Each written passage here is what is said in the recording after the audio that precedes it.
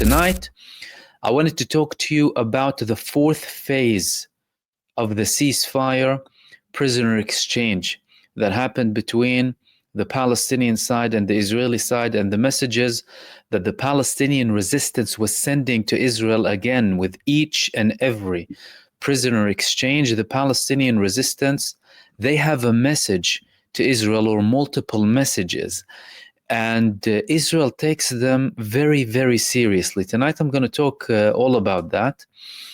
And I'm also going to be talking about the additional pressure that Donald Trump is applying on Jordan and Egypt, especially by cutting the aid of Jordan. This is something that didn't really get a lot of news coverage, but this is a very significant development. Donald Trump is cutting aid of many countries, and he chose Jordan to be one of them, despite the fact that Jordan is heavily reliant on US aid.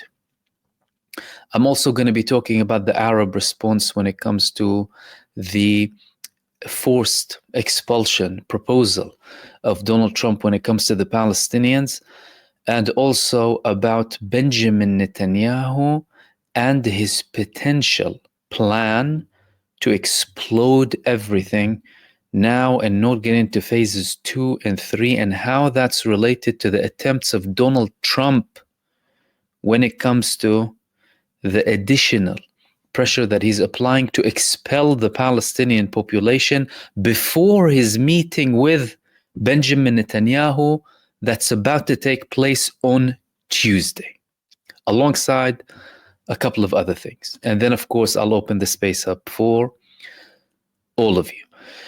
To begin with,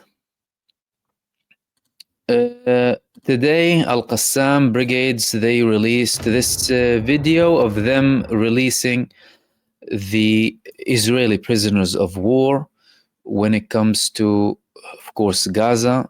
This is the fourth knock of the Palestinian resistance. They're giving them certificates, they have badges for them, and they've released several of them in a very large event that took place this time in the port of Gaza, that Israel disabled, by the way, and destroyed, but it's on the coast of Gaza. These are aerial images of the location.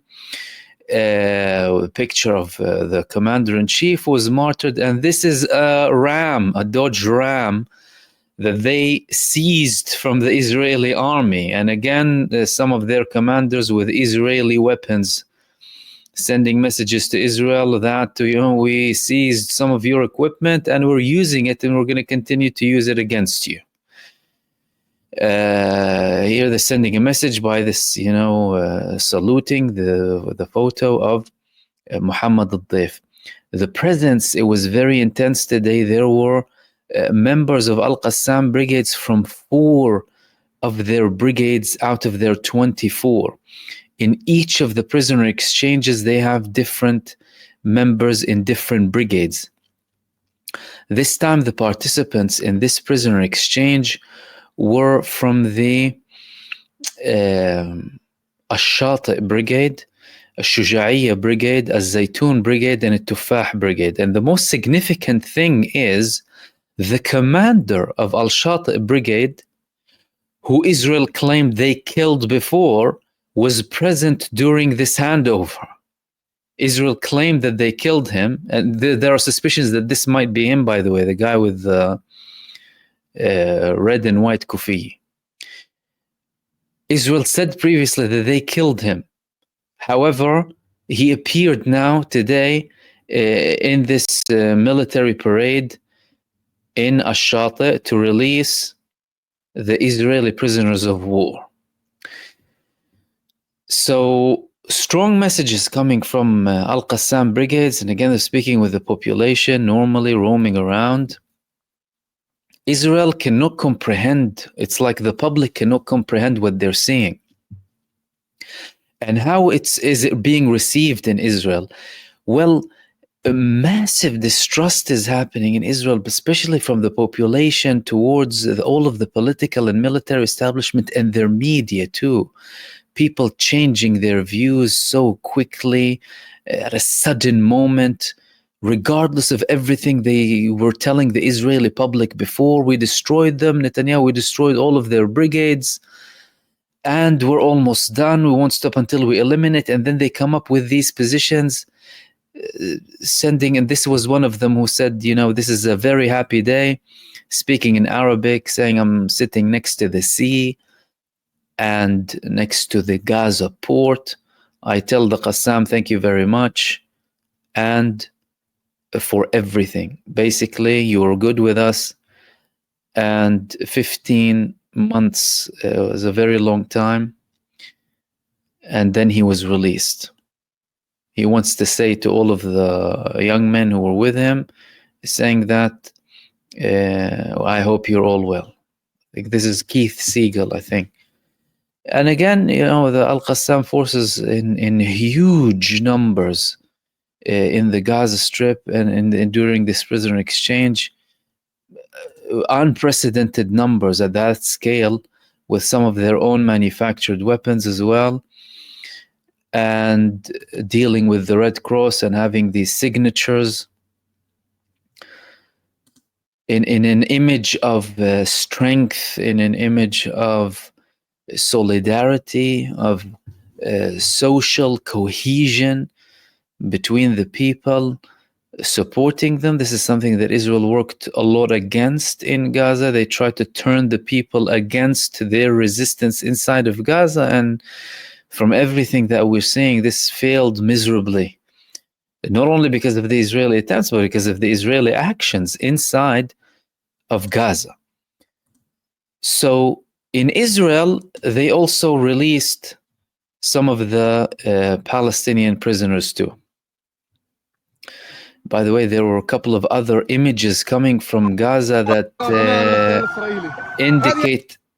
indicate and show actually how large were the numbers of the Palestinian fighters inside of Gaza.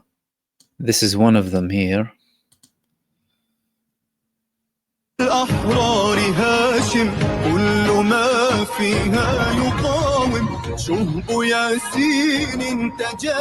Very large numbers.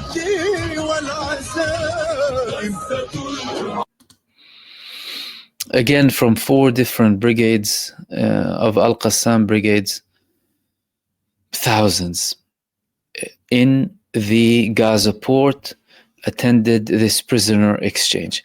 In the meantime, Israel also released Palestinian prisoners. The Palestinian prisoners that were released today were giving shocking testimonials against Israel. This man was one of them. أستاذ بلال، كيف كانت ظروف الأسر عندكم؟ كانت أسوأ ظروف اعتقال، ورغم ذلك صمتنا وقاومنا بإذن الله تعالى، محررين فاتحين بإذن الله سنعود. إيش إحساسك بالخروج بالصفقة؟ الحمد لله، كانت أجمل لحظة بحياتي، الحمد لله رب العالمين. الله أكبر، الحمد لله رب العالمين. رسائل حملها معك الأسرة؟ الحمد لله. في رسائل حملها؟ رسائل بإذن الله، كل أسرى صامدين قويين بإذن الله تعالى، وسينتصر على سجانهم برغم أنف كل ظالم بإذن الله تعالى. قديش كانت الظروف صعبة؟ إيش اللي عايشتوه؟ فوق ما تصور. أنا لو جلست عامين كاملين أشرح ما مررنا به لن أشرح ذلك الموقف وذلك العقوبات وذلك. قديش انسجنت؟ 15 سنة. I spoke about the guy previously who was this man who was tearful. He was told that his wife and child were killed. Let me repeat that again, just in case I missed it with when the sound was muted. This guy here, he was released from the Israeli prisons without knowing that Israel killed his wife and daughter. And he was looking at images of his daughter and wife, and he was crying. The level of evil and cruelty when it comes to this entity. And then there were others who made other statements too when it comes to the levels of torture that they faced, especially following the 7th of October. They were describing scenes of Look, this is it. Look.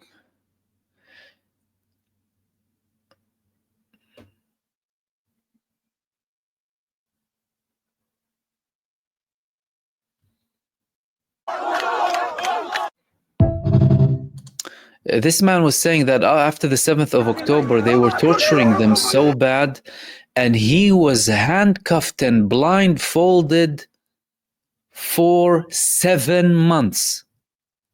7 months, blindfolded and handcuffed.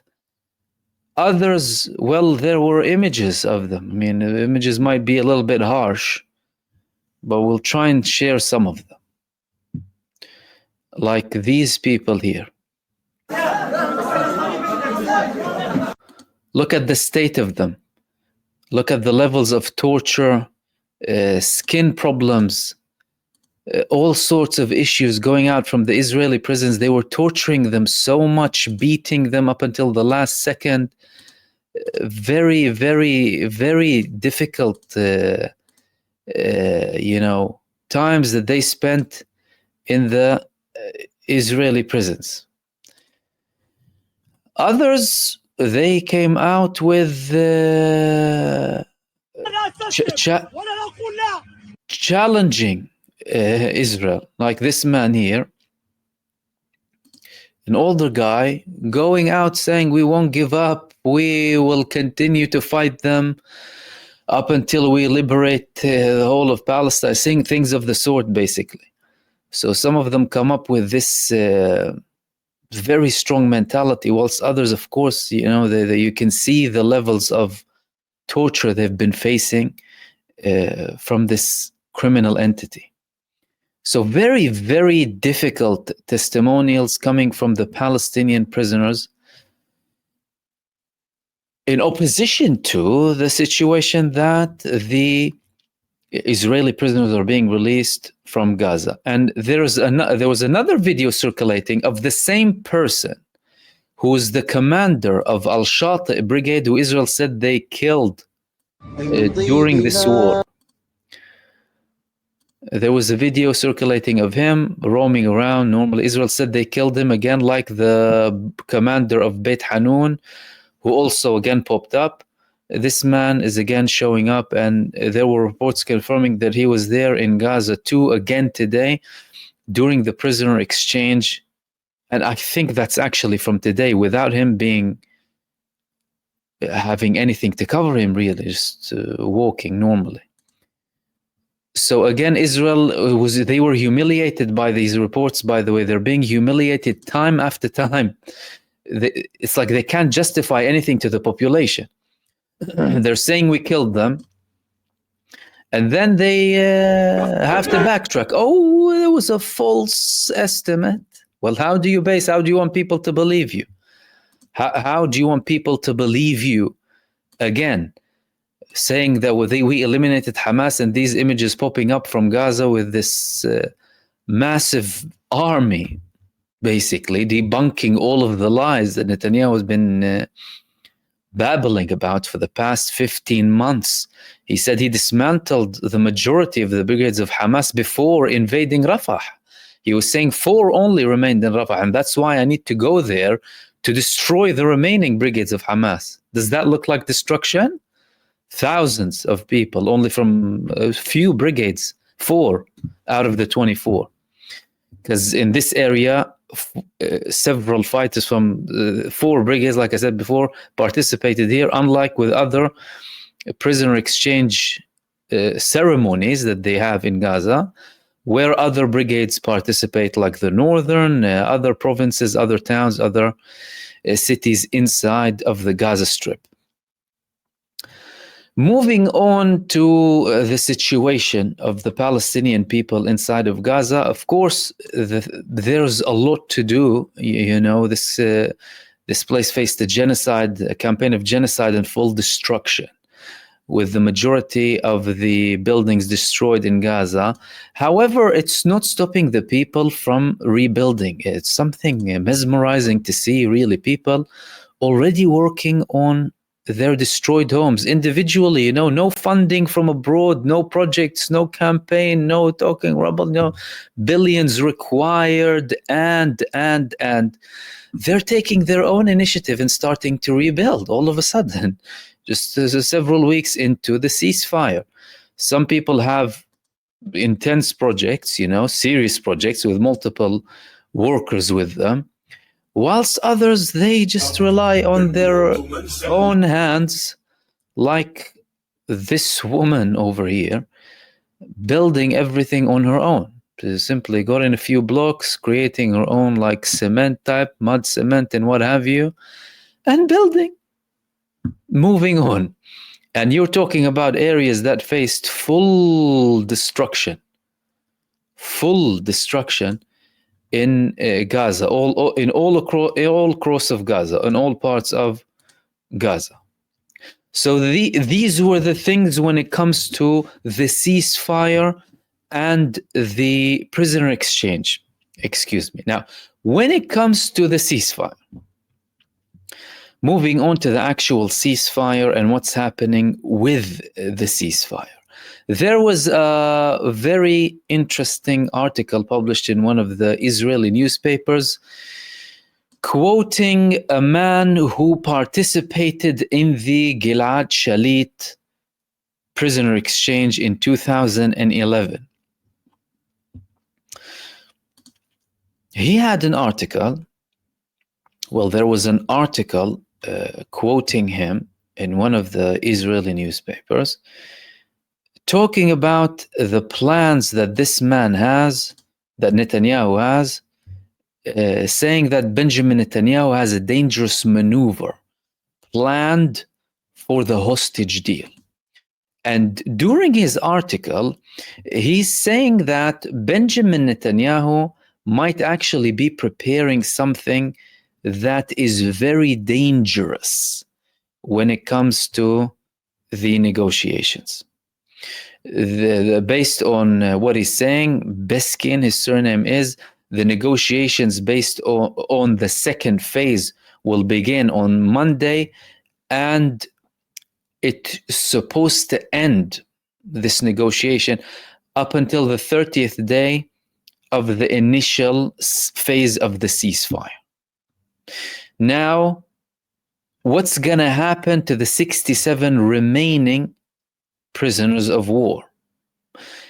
He's saying, Benjamin Netanyahu, there's a very big danger that he might create a big provocation either in Gaza or in the West Bank or in East Jerusalem that will lead to a total breach of the ceasefire. And if that happens, the 67 Israelis who are remaining inside of Gaza, their fate will be unknown. They might die, they might never come back.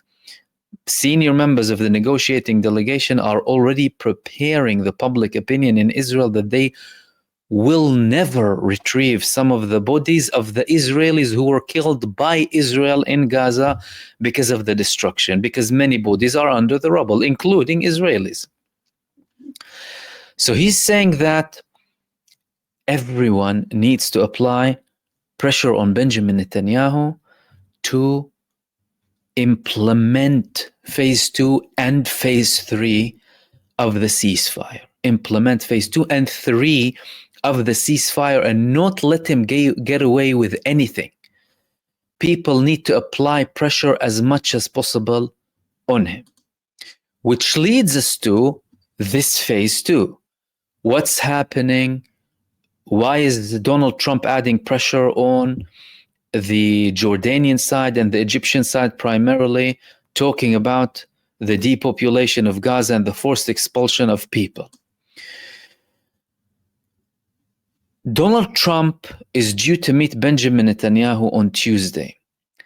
But Donald Trump could be trying to have a proposal for Benjamin Netanyahu alongside a potential threat.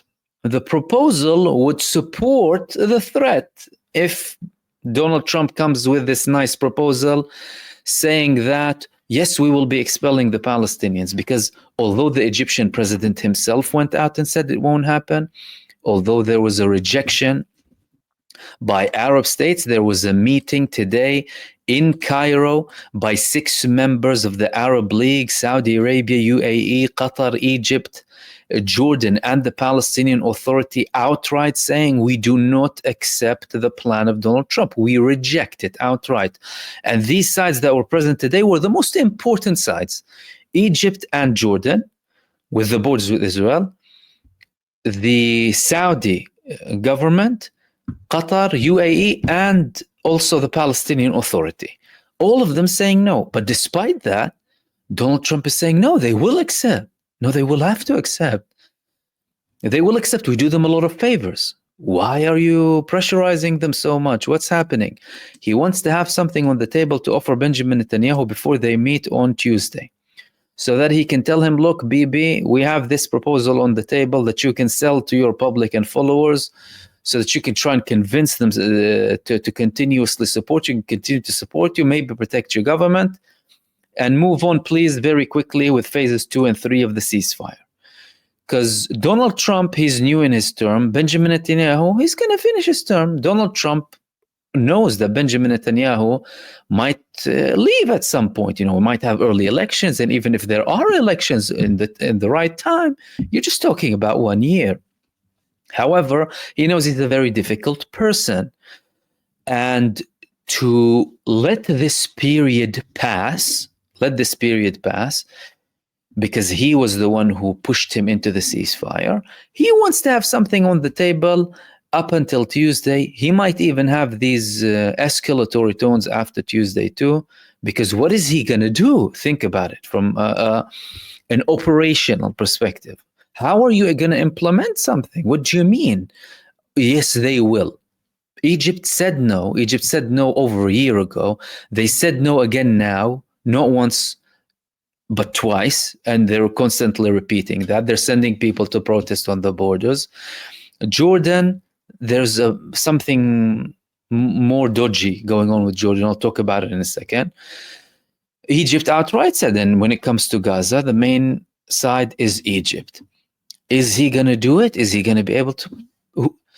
Even if you have a declaration, even if you now, the reports of him declaring, you know, the change of the name of the West Bank to Judea and Samaria, declare whatever you want to declare. When it comes to the big question is when it comes to the implementation, are you going to go and do the work, do the dirty, ugly, genocidal work on behalf of Israel instead of Israel? I don't think so, because you're saying we're going to withdraw from multiple parts in Syria, for example, and we want to end wars. Or are you going to send your troops in Gaza? They will face hell that they've never faced. They will face hells like worse than the Afghanistan hell in Gaza. Don't think that the Palestinian resistance stops with Israeli genociders. Every invader that comes against the will of the Palestinian people, they will face the blows and the wrath of the Palestinian resistance. So he's not going to do that necessarily, and it's very unlikely.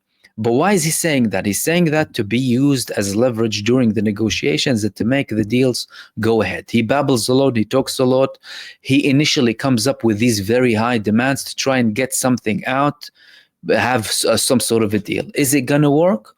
It's not looking like it's going to work. Plus, the people of Gaza are the main people interested in this, and they already said no. But something interesting is happening when it comes to Jordan. That's something interesting and dangerous at the same time. Donald Trump stopped the aid, he cut the aid of Jordan. Not many people were talking about this, and there weren't many responses coming from Jordan. However, Donald Trump stopped the aid for Jordan. You're talking about just over 1 billion. 1 billion might not seem a lot when it comes to the US and US aid. He had a 90-day freeze on Jordan alongside some other countries too, with the exception of Israel and Egypt. So he didn't freeze it with Egypt, he froze it with Jordan. Is he trying to send the message to Jordan? Of course he is. is the Jordanian government going to comply with Donald Trump after he has this freeze?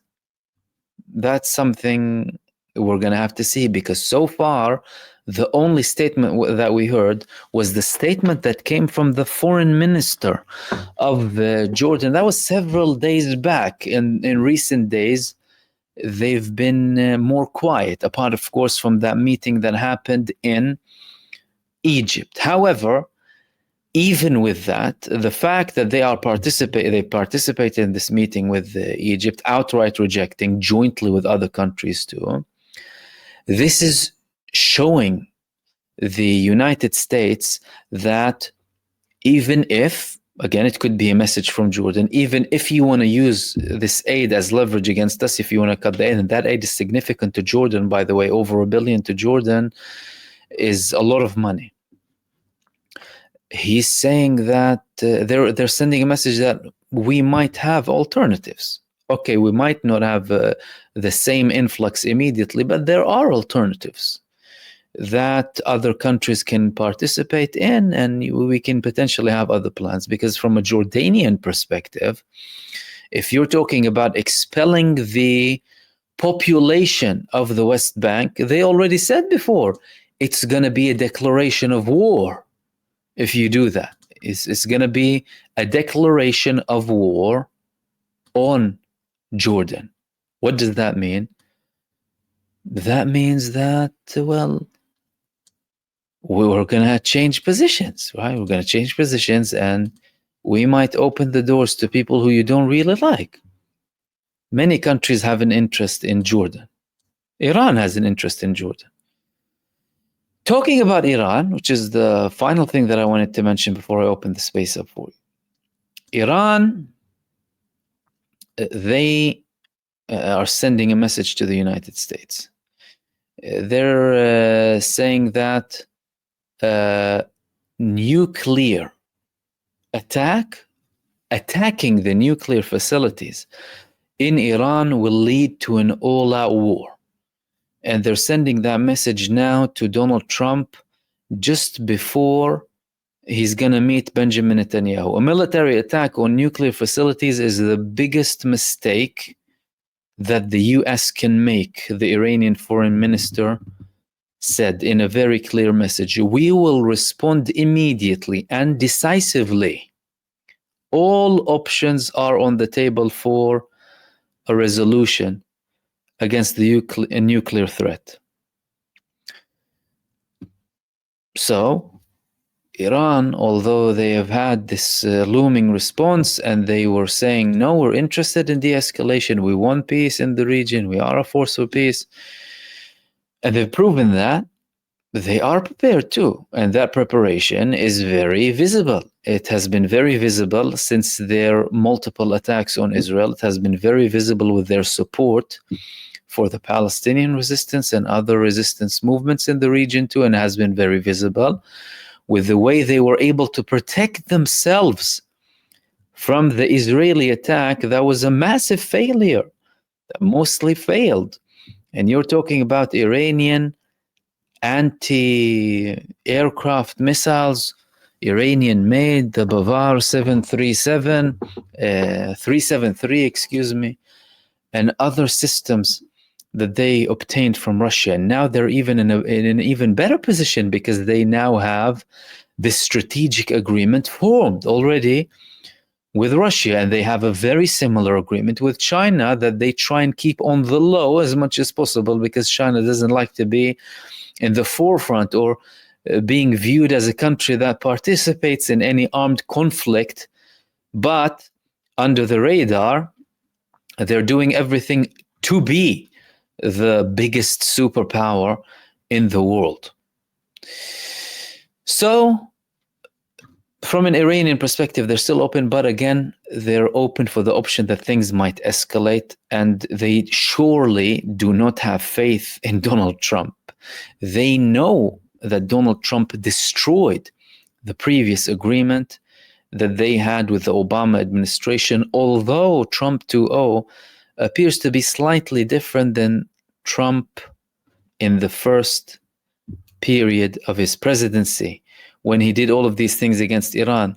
Because although he had many hostile statements when it comes to Iran during his campaign, after he became president, he's saying, no, actually, when he was asked about a war, Israel attacking Iran, no, we hope we can get a deal without any of that happening. And I think we can get to a deal. And even if we don't get to a deal, I guess that's fine. What does that mean? That means that, from judging from this, he is looking to de-escalate. How can that be accompanied by what appears to be escalatory and inflammatory statements he is making when it comes to Israel? Well, his inflammatory and bigoted statements against the Palestinian people and general threats, all out threats, are part of his personality and the way he runs things. And many of them could be due to his ties with the Zionist lobby inside of the United States, saying that he still forced Benjamin Netanyahu to agree to a ceasefire deal through Steve Witkoff that Benjamin Netanyahu did not want to agree to from the beginning. And that's why Netanyahu did not publish the details of the ceasefire, by the way, that really, really ties Benjamin Netanyahu. However, Trump knows that there might be tensions between now and phase 2. And although Witkoff said, I would like to see phase 2 going ahead, Trump saying if phase 2 won't go ahead, there'll be lots of problems. He wants something on the table when it comes to Benjamin Netanyahu. After the meeting, the statements of Donald Trump, they might escalate, they might de-escalate. But what's for sure, when it comes to Gaza, the people have spoken and the people have proven to the whole world they are not getting out of their land. The only people who should get out of the land are the people who occupied the land and expelled its indigenous people. That is, unless everyone wants to live in happily with full equality between the Jordan River to the sea.